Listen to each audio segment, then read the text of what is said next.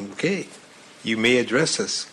Hi, my name's Leilani King. I live around the corner at the Vintage of Tacoma. It's an over 55 tax relief building for disabled and elderly people. When I moved in there, one of the selling points for me was the fact that it had click, which I was very happy with and have been happy with since, in my purple perks. And they're very straightforward. I haven't any problems with them with customer service like I had previously at my house with Comcast.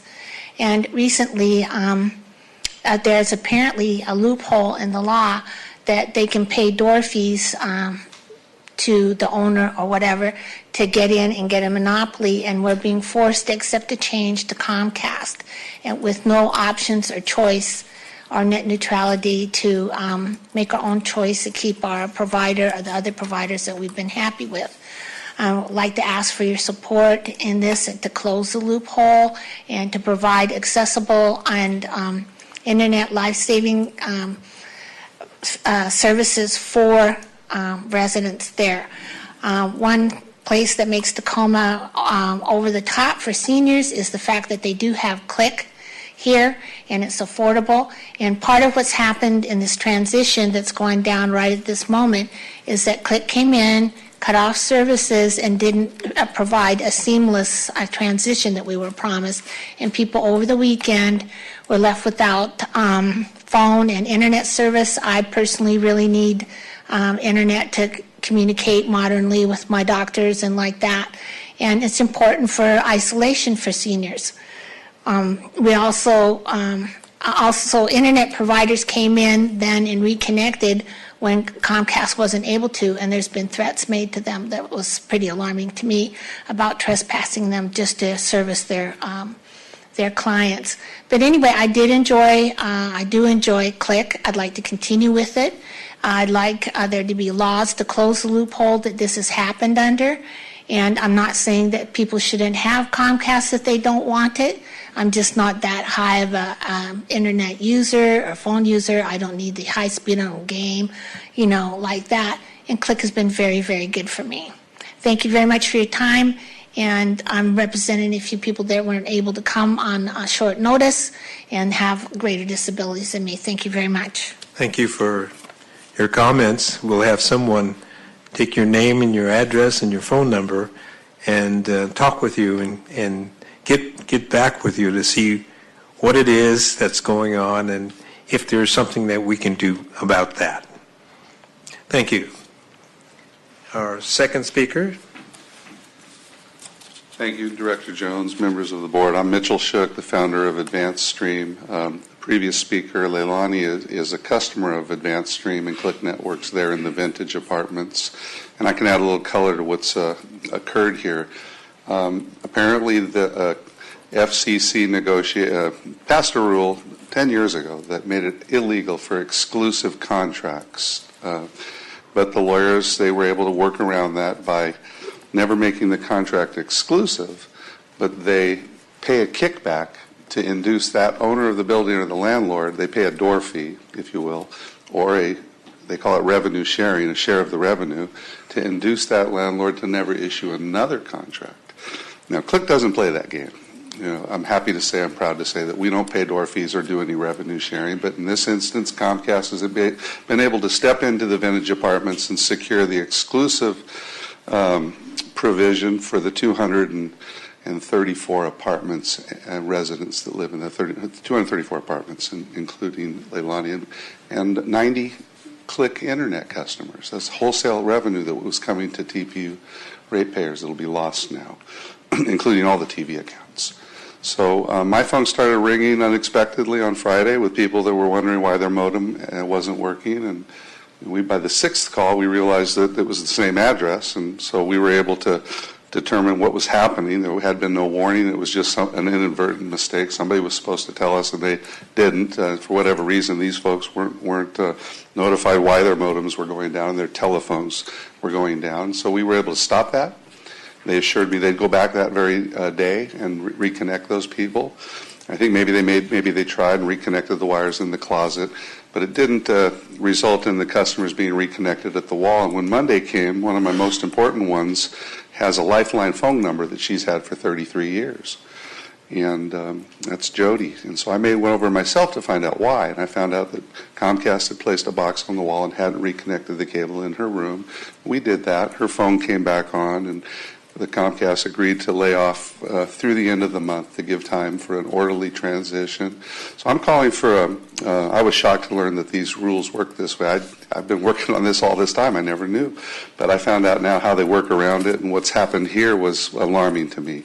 So I'm calling now for a petition and a resolution that would be supportive of our open access policy. It's one of the 12 policy goals of Click Network, that people by and large live in apartments. Almost half of the people in some cities live in apartments now.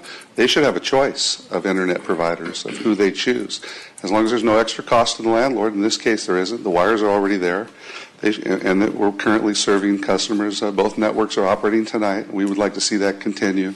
So maybe Tuesday Council could help us with that. We'd appreciate your support. Okay. Thank you very much. I see Tenzin in the back of the room. Tenzin, would you speak to this young lady and just kind of talk to her about what your concerns might be and what her concerns are, and maybe we can work some kind of issue, work this issue out so that she at least can get her television up and running again.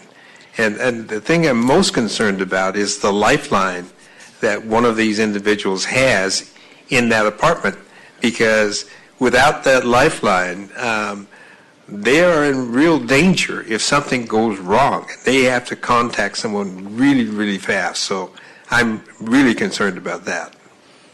Board Member Jones, Board Chair Jones, and members of the board, Tenzin Galson, GM for Click Network.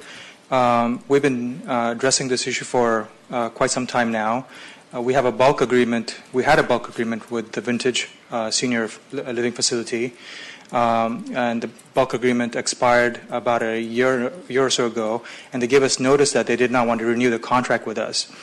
And so we made a proposal, but they were requesting revenue share on the internet side. They were requesting door fee, as a matter of fact, as incentive to be in the property. And so according to our current operating policies, we're not able to offer those type of incentives to the property owners. So by virtue of that, we were not able to renegotiate a new contract with them. So this took place earlier in the year, early as January of 2017. And we notified the ISPs that this had occurred. So they were provided notice that there's a transition was imminent. And unfortunately, the property owner has sped up its transition and started converting to Comcast. I understand at this stage, most of the customers that are on advanced stream services have been restored, and the owner is working with us to ensure a smooth transition through the end of the month. Okay. At this stage, the wires, there's only a single wire going to every unit, and if the property owner chooses to go with Comcast, then there's not a way for Click to serve that unit, even if they want to have us. So that's the situation we're in right now, but we're going to make sure that there's a smooth transition, that customers that have service today are not impacted, and at least until the contract is smoothly transitioned at the end of the month. Okay. Thank you. Sure. Appreciate that. Any questions or concerns about this process? Brian?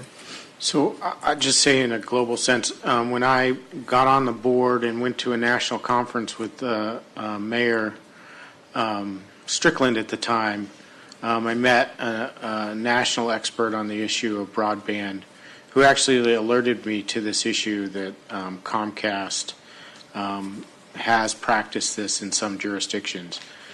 This is the first time I've heard about it happening here. I assume, and maybe incorrectly, that any remedy for this would be under the city's jurisdiction to set any policies to prevent anyone from creating these kinds of incentives to lock out whole buildings. It's a federal standard that it's apartment by apartment, people can choose whether they want Comcast or Click or Dish or whatever, and they should be able to have access to that. And so I'm very supportive on a policy level of anything we can do to make sure there's a fair playing field, and that and we've been distracted by other click issues, larger click issues, and but I'm very supportive of anything we can do to make sure that that we can make sure that people have access to the services that they want. So that's all I'll say. Okay, thank you. Any other comments? Thank you very much, Jensen. Thank you. Thank you. Thank you, thank you, thank you.